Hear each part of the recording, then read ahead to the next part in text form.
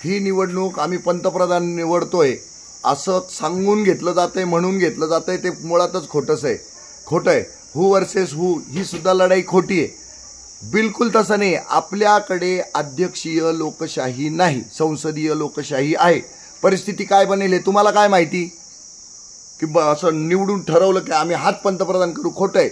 संसदीय लोकशाहीमध्ये या गोष्टी ठरत नाही. तुम्हाला खासदार निवडायचा आहे, खासदार तुमच्या नाशिक लोकसभा मतदारसंघाचा खासदार निवडायचा आहे, जो नाशिकच्या जनतेची नाडी जाणतो, त्याला तुम्ही शोधलं पाहिजे.